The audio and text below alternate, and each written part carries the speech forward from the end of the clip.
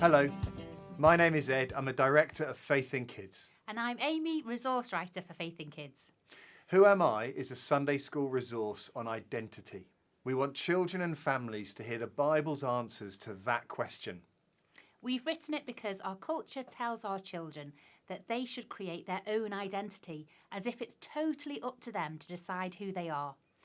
What sounds like freedom becomes a burden for children who don't yet know their right from their left. The Bible's better story is that our children are created in their loving Heavenly Father's image. He tells them the truth about who they were made to be, who they are, and who they will one day be. We want these lessons to help leaders teach the truth in a way that engages children's hearts, not just their heads. Then they'll be able to make better decisions in their lives. There's a parent take-home sheet because we want leaders to connect with families so that the whole church family can together discover who they were made to be. Each session comes as a downloadable resource. It's arranged into 4 sections: leaders' notes, altogether time, lesson plans, and the appendix. The leader's notes gives you the truth that changes me. This is the big idea that's taken from the Bible. Faith in Kids looks like is our prayer for how this session would change the lives of children. The rest of the leader's notes, they're there to help you understand the need for this session, the ground you'll cover, and gives you the Bible fuel to warm up your own heart. We can't expect the Spirit to move our children's hearts if ours are cold. The altogether time can be used with the whole church family.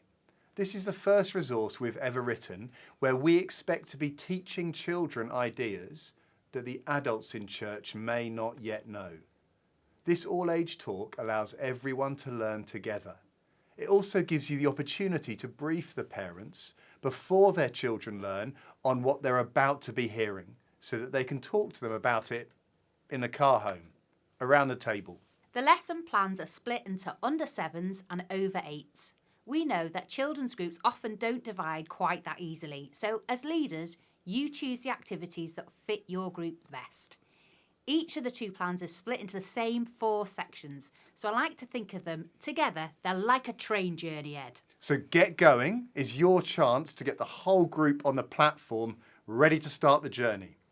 Instead of I've got new shoes, or I don't want to sit next to him, or when's my mum coming to collect me, this activity gets their brains locked in, looking down the line towards their destination.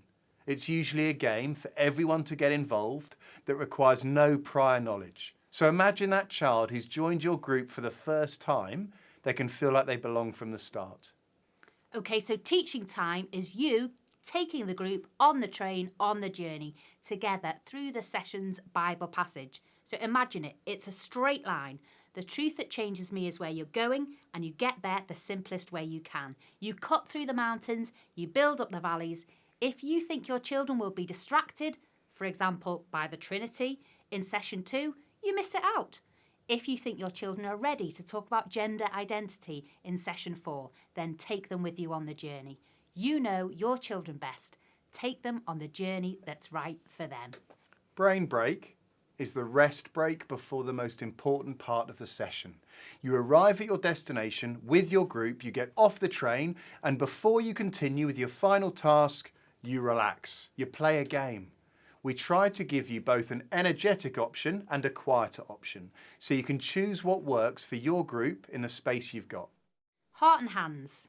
You've done the journey. You've arrived at your destination. Now, let your group explore this new ground and enjoy the adventure.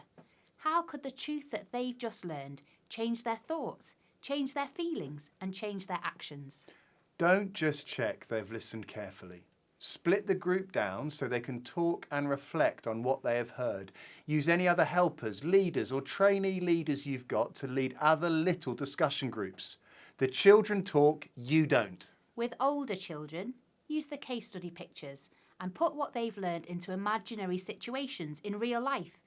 Can they connect what the Bible teaches to how they might feel or what they might do in that scenario? As we trialled these resources, we learned that some leaders felt there was too much material in the resource and others thought there was not enough. You can solve that problem.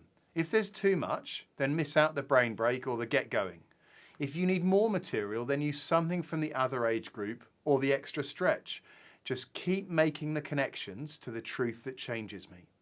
The appendix. We're nearly there. In here you'll find the case study pictures to help the older group, a craft idea for the younger group, and the chat time sheet.